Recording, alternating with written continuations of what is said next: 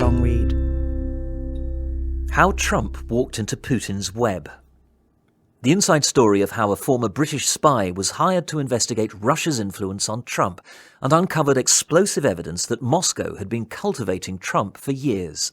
By Luke Harding. This article contains some strong language. Moscow, summer 1991. Mikhail Gorbachev is in power. Official relations with the West have softened, but the KGB still assumes all Western embassy workers are spooks. The KGB agents assigned to them are easy to spot. They have a method. Sometimes they pursue targets on foot, sometimes in cars. The officers charged with keeping tabs on Western diplomats are never subtle. One of their specialities is breaking into Moscow apartments. The owners are always away, of course. The KGB leaves a series of clues: stolen shoes, women's tights knotted together, cigarette butts stomped out and left demonstratively on the floor, or a surprise turd in the toilet waiting in grim ambush. The message, crudely put, is this: we are the masters here. We can do what the fuck we please. Back then, the KGB kept watch on all foreigners, especially American and British ones. The UK mission in Moscow was under close observation. The British Embassy was a magnificent mansion built in the 1890s by a rich sugar merchant on the south bank of the Moskva River. It looked directly across to the Kremlin. The view was dreamy. A grand palace, golden church domes, and medieval spires topped with revolutionary red stars. One of those the KGB routinely surveilled was a 27-year-old diplomat, newly married to his wife Laura, on his first foreign posting and working as a second secretary in the Chancery Division. In this case, their suspicions were right. The diplomat was a British intelligence officer. His workplace was a grand affair: chandeliers, mahogany-panelled reception rooms, gilt-framed portraits of the Queen and other royals hanging from the walls. His desk was in the embassy library, surrounded by ancient books. The young officer's true employer was an invisible entity back in London, SIS, the Secret Intelligence Service, commonly known as MI6.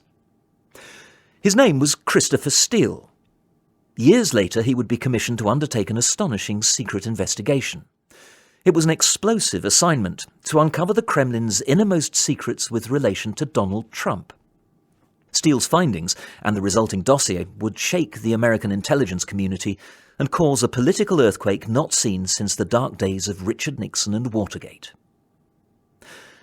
Steele had arrived in Moscow via the usual establishment route for upwardly mobile British spies, the University of Cambridge.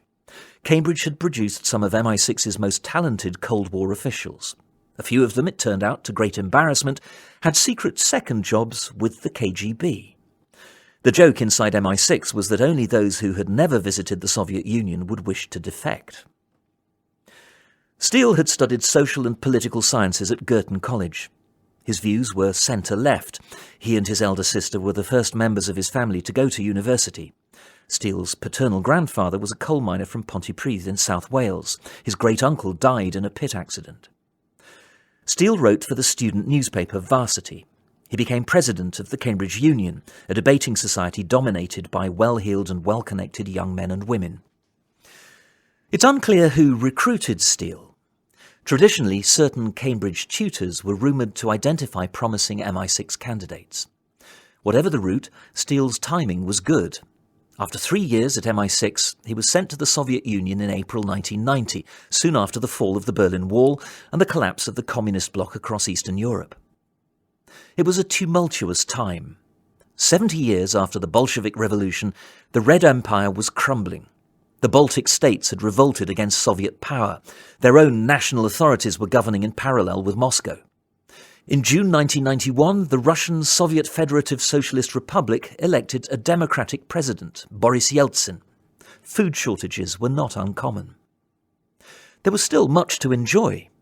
Like other expatriates, the Steeles visited the Izmailovsky craft market, next to an imperial park where Peter the Great's father, Tsar Alexei, had established a model farm. Here you could buy lacquered boxes, patchwork quilts, furry hats and Soviet kitsch. Steele acquired samovars, carpets from Central Asia, a papier-mâché Stalin mask and a hand-painted Tolstoy doll set. Much of the Soviet Union was off-limits to diplomats. Steele was the embassy's internal traveller. He visited newly accessible cities. One of them was Samara, a wartime Soviet capital. There he became the first foreigner to see Stalin's underground bunker. Instead of Lenin, he found dusty portraits of Peter the Great and the imperial commander Mikhail Kutuzov, proof seemingly that Stalin was more nationalist than Marxist. Another city was Kazan in Tatarstan. There a local correspondent, Anatoly Andronov, took a black and white photo of Steele chatting with newspaper editors. At weekends, Steele took part in soccer matches with a group of expats in a Russian league. In one game, he played against the legendary Soviet Union striker Oleg Blokhin, who scored from the halfway line. The atmosphere was optimistic. It seemed to Steele that the country was shifting markedly in the right direction. Citizens once terrified of interacting with outsiders were ready to talk. The KGB, however, found nothing to celebrate in the USSR's tilt towards freedom and reform. In August 1991, 7 apparatchiks staged a coup while Gorbachev was vacationing in Crimea. Most of the British embassy was away. Steele was home at his second-floor apartment in Gruzinsky Pereolok. He left the apartment block and walked for 10 minutes into town.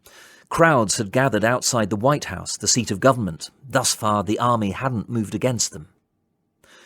From 50 yards away, Steele watched as a snowy-haired man in a suit climbed on a tank and, reading from notes brushed by the wind, denounced the coup as cynical and illegal. This was a defiant Yeltsin. Steele listened as Yeltsin urged a general strike and, fist clenched, told his supporters to remain strong. The coup failed, and a weakened Gorbachev survived. The putschists, the leading group in all the main Soviet state and party institutions, were arrested. In the West, and in the US in particular, many concluded that Washington had won the Cold War, and that after decades of ideological struggle, liberal democracy had triumphed. Steele knew better. 3 days after the coup, surveillance on him resumed. His MI6 colleagues in Hungary and Czechoslovakia reported that after revolutions there, the secret police vanished, never to come back. But here were the same KGB guys with the same familiar faces. They went back to their old routines of bugging, break-ins and harassment. The regime changed, the system didn't. By the time Steele left Moscow in April 1993, the Soviet Union had gone. A new country, led by Yeltsin, had replaced it, the Russian Federation. The KGB had been dissolved, but its officers hadn't exactly disappeared. They still loathed the US and were merely biding their time. One mid-ranking former KGB spy who was unhappy about this state of affairs was Vladimir Putin. Putin had been posted to Dresden in provincial East Germany in the mid-80s and had missed perestroika and glasnost, Gorbachev's reformist ideas. He had now returned to the newly renamed St. Petersburg and was carving out a political career. He mourned the end of the USSR and once called its disappearance the greatest geopolitical catastrophe of the 20th century. A post-communist spy agency, the Federal Security Service, or FSB, had taken over the KGB's main functions. Back in the UK, Steele would soon move into MI6's purpose-built new office, a large, striking, postmodern pile of a building overlooking the River Thames in London. Staff called it Vauxhall Cross. This gaudy Babylonian temple was hard to miss. In 1994, the government officially acknowledged the existence of MI6 for the first time. The FSB would become its bitter adversary. From London, Steele continued to work on the new Russia. He was ambitious, keen to succeed, and keen to be seen to succeed. He was also perhaps less posh than some of his upper-class peers. Steele's father, Peris, and his mother, Janet, met when they worked together at the UK Met Office. Peris was a forecaster for the armed services. The family had lived on army bases in Aden, where Steele was born, on the Shetland Islands, where he found an interest in birdwatching, and twice in Cyprus. Steele's education had been varied. He went to a British Forces school in Cyprus. He did sixth form at a college in Berkshire. He then spent a seventh or additional term at Wellington College, an elite private boarding school. There he sat the entrance exam for Cambridge. At MI6, Steele moved in a small world of Kremlin specialists. There were conferences and seminars in university towns like Oxford, contacts to be made, émigrés to be met, lunched and charmed. In 1998 he got another posting to the British Embassy in Paris. He had a family, 2 sons and a daughter, born in France, where Steele was officially First Secretary Financial. At this point, his career hit a bump. In 1999, a list of MI6 officers was leaked online. Steele was one of them. He appeared as Christopher David Steele, 90 Moscow, DOB 1964. The breach wasn't Steele's fault, but it had unfortunate consequences. As an exposed British officer, he couldn't go back to Russia. In Moscow, the spies were staging a comeback. In 1998, Putin became FSB chief, then Prime Minister, and in 2000, President. By 2002, when Steele left Paris, Putin had consolidated his grip. Most of Russia's genuine political opposition had been wiped out, from parliament as well as from public life and the evening news. The idea that Russia might slowly turn into a democracy had proved a late-century fantasy. Rather, the US's traditional nuclear-armed adversary was moving in an authoritarian direction. At first, George W. Bush and Tony Blair viewed Putin as a respectable ally in the war against terror. But he remained an enigma. As Steele knew better than most, obtaining information from inside the presidential administration in Moscow was tough. One former member of the US National Security Council described Putin as a black box. The Brits had slightly better assets than us. We had nothing, no human intelligence, the source said. And with the focus on fighting Islamists, Russia was downgraded on the list of US-UK intelligence priorities. By 2006, Steele held a senior post at MI6's Russia desk in London. There were ominous signs that Putin was taking Russia in an aggressive direction. The number of hostile Russian agents in the UK grew, surpassing Cold War levels. Steele tracked a new campaign of subversion and covert influence. And then 2 FSB assassins put a radioactive poison into the tea of Alexander Litvinenko, a former FSB officer turned London-based dissident. It was an audacious operation and a sign of things to come. MI6 picked Steele to investigate. One reason for this was that he wasn't emotionally involved with the case, unlike some of his colleagues who had known the victim. He quickly concluded the Russian state had staged the execution. Steele's gloomy view of Russia, that under Putin it was not only domestically repressive but also internationally reckless and revisionist, looked about right. Steele briefed government ministers. Some got it. Others could scarcely believe Russian spies would carry out murder and mayhem on the streets of London. All told, Steele spent 22 years as a British intelligence officer. There were some high points. He saw his years in Moscow as formative, and some low ones. 2 of the diplomats with whom he shared an office in the embassy library, Tim Barrow and David Manning, went on to become UK ambassadors to the EU and the US, respectively. Steele didn't quite rise to the top in what was a highly competitive service. Espionage might sound exciting, but the salary of a civil servant was ordinary, and in 2009 he had faced a personal tragedy when his wife died at the age of 43 after a period of illness. That same year, Steele left MI6 and set up his own business intelligence firm, Orbis, in partnership with another former British spy, Christopher Burrows. The transition from government to the private sector wasn't easy. Steele and Burrows were pursuing the same intelligence matters as before, but without the support and peer review they had in their previous jobs. MI6's security branch would often ask an officer to go back to a source or redraft a report or remark, "We think it's interesting, we'd like to have more on this." This kept up quality and objectivity. Steele and Burrows, by contrast, were out on their own, where success depended more on one's own wits. There was no more internal challenge. The people they had to please were corporate clients. The pay was considerably better. The shabby environs of Orbis's office in London's Victoria, where I first met Christopher Steele, were a long way from Washington, D.C. and the bitterly contested 2016 US presidential election. So how did Steele come to be commissioned to research Donald J. Trump and produce his devastating dossier? At the same moment Steele said goodbye to official spying, another figure was embarking on a new career in the crowded field of private business intelligence. His name was Glenn Simpson. He was a former journalist. Simpson was an alluring figure, a large, tall, angular, bear-like man who slotted himself easily onto a bar stool and enjoyed a beer or two. He was a good-humoured social companion who spoke in a nasal drawl. Behind small, oval glasses was a twinkling intelligence. He excelled at what he did. Simpson had been an illustrious Wall Street Journal correspondent. Based in Washington and Brussels, he had specialised in post-Soviet murk. He didn't speak Russian or visit the Russian Federation. This was deemed too dangerous. Instead, from outside the country, he examined the dark intersection between organised crime and the Russian state. By 2009, Simpson decided to quit journalism at a time when the media industry was in all sorts of financial trouble.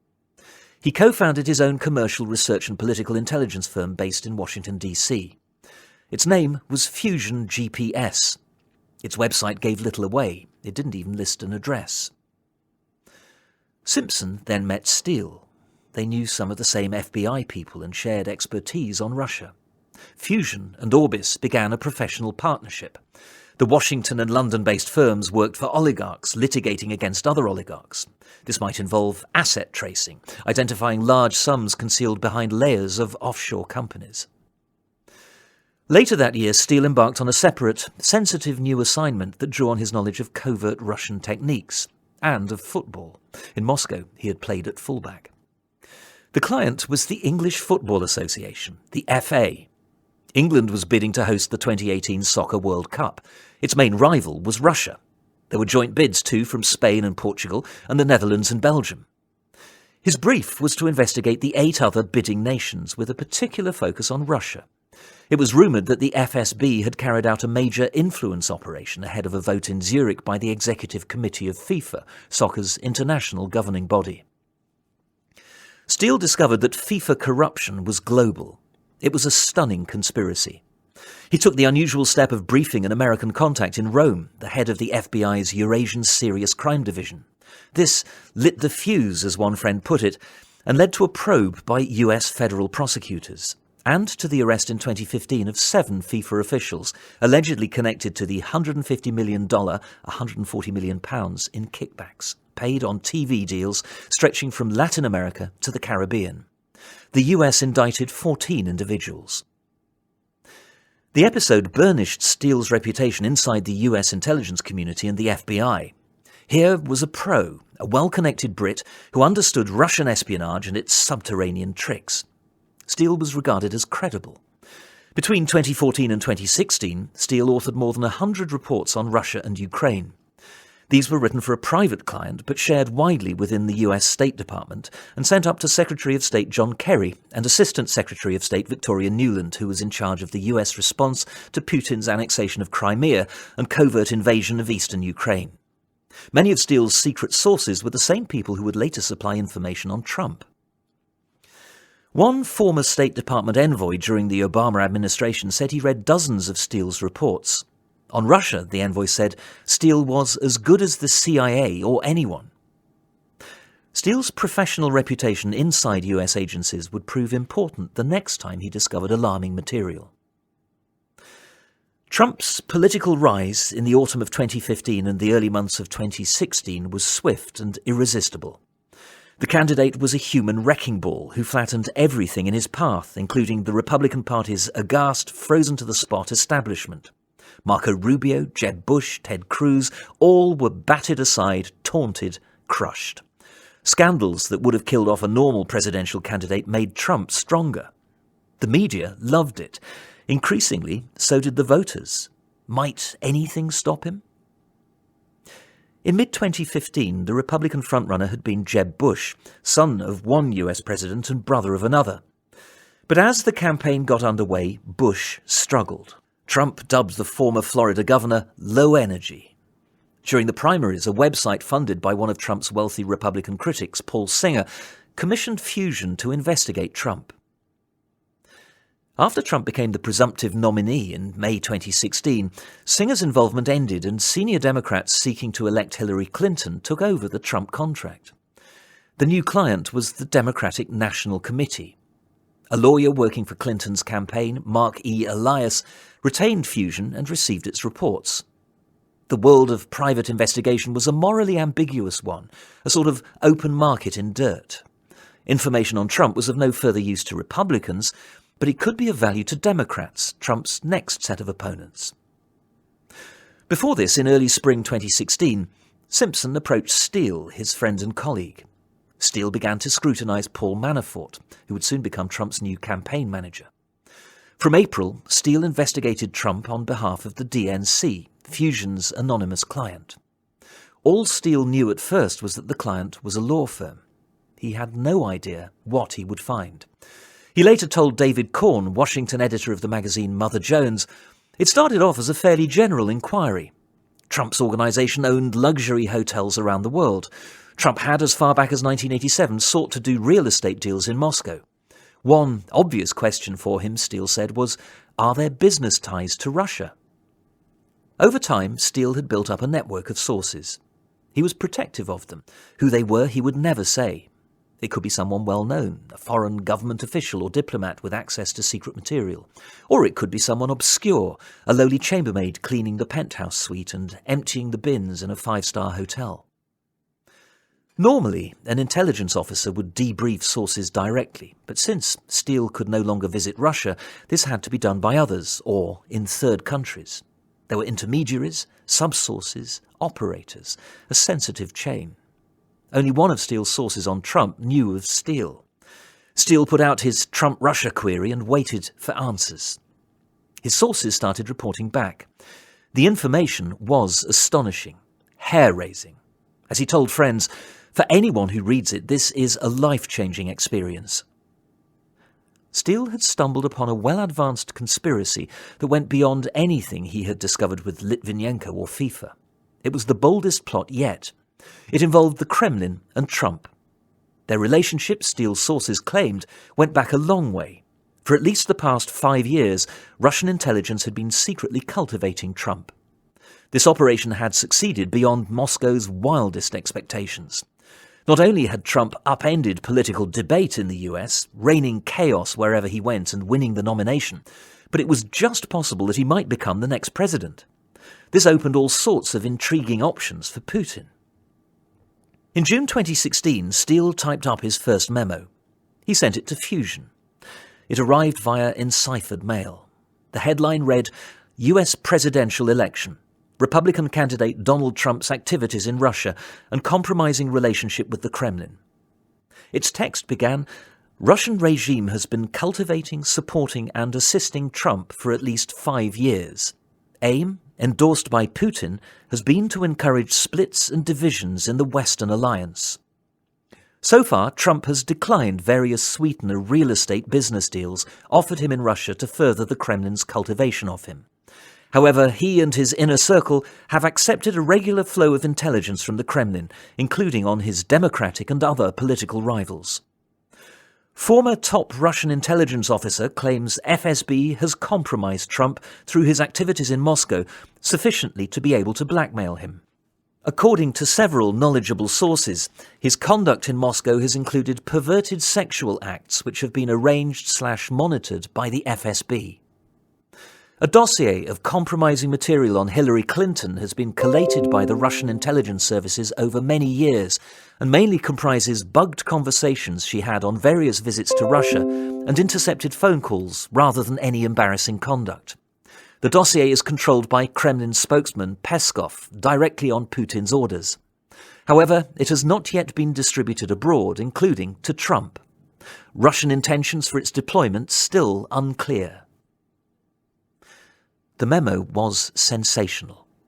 There would be others, 16 in all, sent to Fusion between June and early November 2016. At first, obtaining intelligence from Moscow went well. For around 6 months during the first half of the year, Steele was able to make inquiries in Russia with relative ease. It got harder from late July as Trump's ties to Russia came under scrutiny. Finally, the lights went out. Amid a Kremlin cover-up, the sources went silent and information channels shut down. If Steele's reporting was to be believed, Trump had been colluding with Russia. This arrangement was transactional, with both sides trading favours. The report said Trump had turned down various lucrative real estate development business deals in Russia, especially in connection with the 2018 World Cup hosted by Moscow. but he had been happy to accept a flow of Kremlin-sourced intelligence material, apparently delivered to him by his inner circle. That didn't necessarily mean the candidate was a Russian agent, but it did signify that Russia's leading spy agency had expended considerable effort in getting close to Trump, and by extension to his family, friends, close associates and business partners, not to mention his campaign manager and personal lawyer.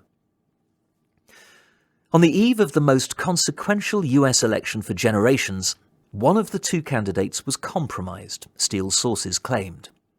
The memo alleged that Trump had unusual sexual proclivities and that the FSB had a tape. If true, this meant he could indeed be blackmailed. When I met Steele in December 2016, he gave no hint he had been involved in what was the single most important investigation in decades. Steele's collaborators offered salacious details. The memo said that Russian intelligence had sought to exploit Trump's personal obsessions and sexual perversion during his 2013 stay at Moscow's Ritz-Carlton Hotel for the Miss Universe beauty pageant. The operation had allegedly worked. The tycoon had booked the presidential suite of the Ritz-Carlton Hotel, where he knew President and Mrs. Obama, whom he hated, had stayed on one of their official trips to Russia. There, the memo said, Trump had deliberately defiled the Obama's bed. A number of prostitutes had performed a golden showers, urination show in front of him. The memo also alleged the hotel was known to be under FSB control, with microphones and concealed cameras in all the main rooms to record anything they wanted to. As well as sex, there was another fascinating dimension to this alleged plot, categorically denied by Trump. According to Steele's sources, associates of Trump had held a series of clandestine meetings in Central Europe, Moscow and elsewhere with Russian spies. The Russians were very good at tradecraft. Nonetheless, could this be a trail that others might later detect? Steele's sources offered one final devastating piece of information.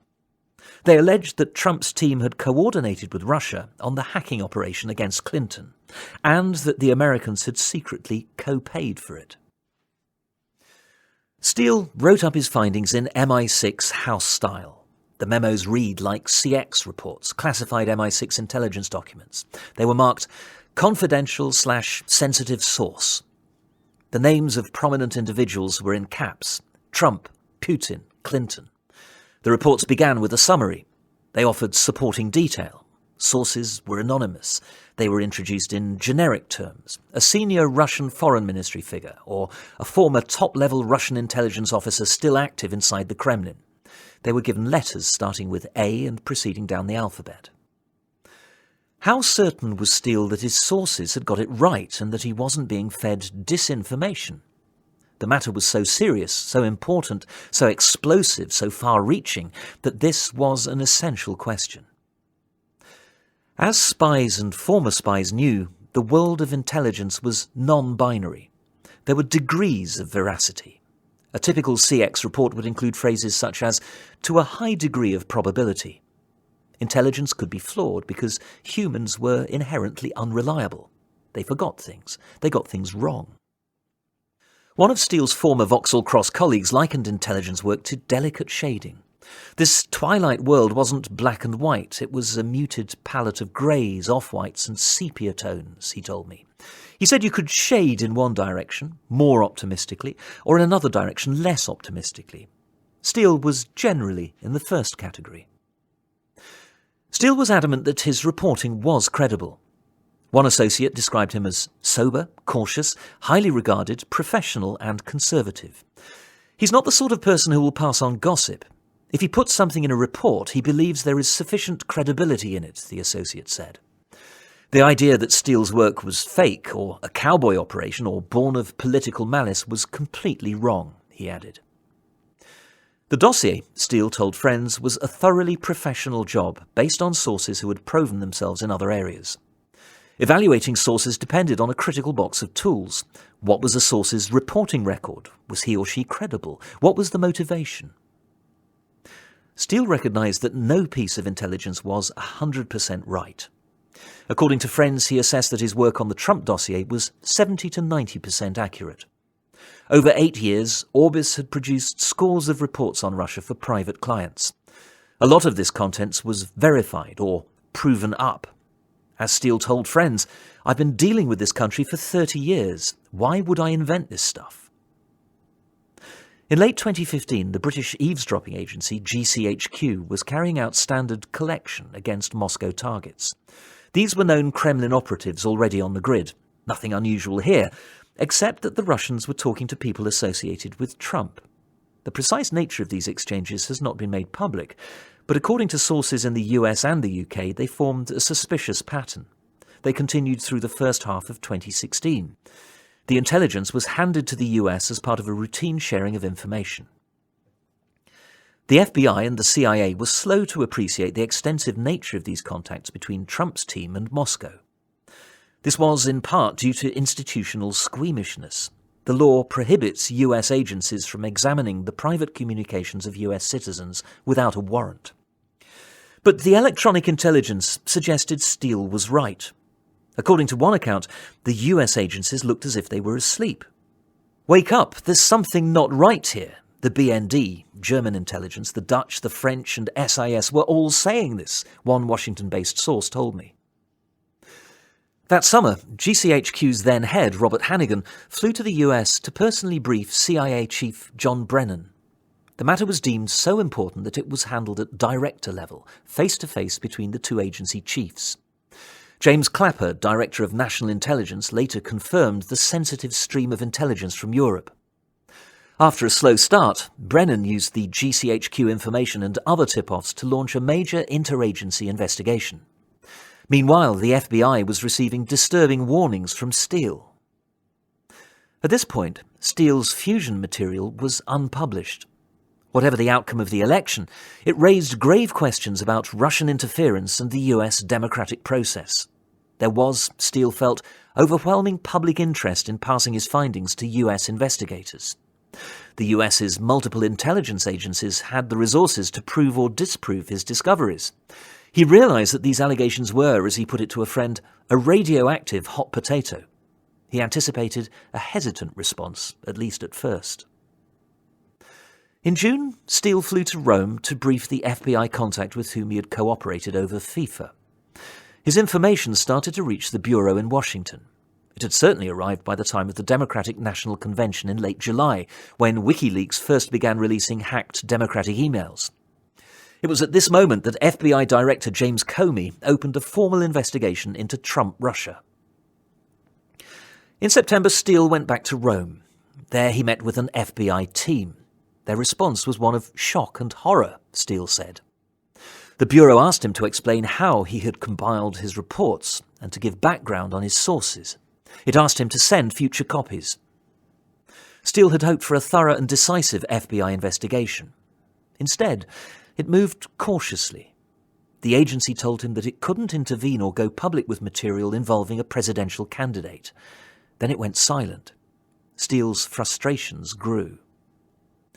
Later that month, Steele had a series of off-the-record meetings with a small number of US journalists. They included the New York Times, the Washington Post, Yahoo News, the New Yorker and CNN. In mid-October, he visited New York and met with reporters again. Comey then announced he was reopening an investigation into Clinton's use of a private email server.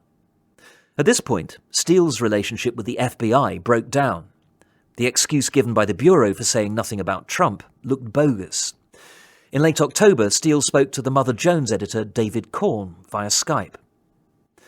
The story was of huge significance, way above party politics, Steele said. He believed Trump's Republican colleagues should be aware of this stuff as well. Of his own reputation, Steele said, "My track record as a professional is second to no one." Steele acknowledged that his memos were works in progress and was genuinely worried about the implications of the allegations. "The story has to come out," he told Korn. At this point, Steele was still anonymous, a ghost. But the ghost's message was rapidly circulating on Capitol Hill and inside Washington's spy agencies, as well as among certain journalists and think tanks. Democratic senators now apprised of Steele's work were growing exasperated. The FBI seemed unduly keen to trash Clinton's reputation while sitting on explosive material concerning Trump. One of those who was aware of the dossier's broad allegations was the Senate Minority Leader Harry Reid, a Democrat. In August, Reid had written to Comey and asked for an inquiry into the connections between the Russian government and Donald Trump's presidential campaign. In October, Reid wrote to Comey again. This time he framed his inquiry in scathing terms. In a clear reference to Steele, Reid wrote, "In my communications with you and other top officials in the national security community, it has become clear that you possess explosive information about close ties and coordination between Donald Trump, his top advisors, and the Russian government. The public has a right to know this information." But all this frantic activity came to naught. Just as Nixon was re-elected during the early stages of Watergate, Trump won the presidential election, to general dismay, at a time when the Russia scandal was small but growing. Steele had found prima facie evidence of a conspiracy, but by and large the US public knew nothing about it. In November, his dossier began circulating in the top national security echelons of the Obama administration, but it was too late. The same month, a group of international experts gathered in Halifax on Canada's eastern seaboard. Their task? To make sense of the world in the aftermath of Trump's stunning victory. One of the delegates attending the Halifax International Security Forum was Senator John McCain. Another was Sir Andrew Wood, the UK's former ambassador to Russia. Wood was a friend of Steele's and an Orbis associate. Before the election, Steele had gone to Wood and shown him the dossier. He wanted the ambassador's advice. What should he do or not do with it? Of the dossier, Wood told me, "I took it seriously." On the margins of the Halifax conference, Wood briefed McCain about Steele's dossier. Its contents, if true, had profound and obvious implications for the incoming Trump administration, for the Republican Party, and for US democracy. The implications were alarming enough to lead McCain to dispatch a former senior US official to meet Steele and find out more. The emissary was David Kramer, a former Assistant Secretary of State in the Bush administration. He was sufficiently troubled to get on a flight to London. Steele agreed to meet him at Heathrow Airport. The rendezvous involved some old-fashioned spycraft. Kramer didn't know what Steele looked like. He was told to look for a man with a copy of the Financial Times. After meeting Kramer, Steele drove him to his home in Surrey. They talked through the dossier, how Steele compiled it, what it said. Less than 24 hours later, Kramer returned to Washington. Glenn Simpson then shared a copy of the dossier confidentially with McCain, along with a final Steele memo on the Russian hacking operation written in December.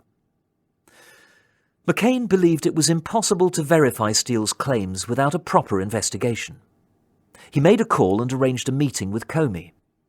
Their encounter on the 8th of December 2016 lasted 5 minutes. Not much was said. McCain gave Comey the dossier. McCain's intervention now made some kind of bureaucratic response inevitable.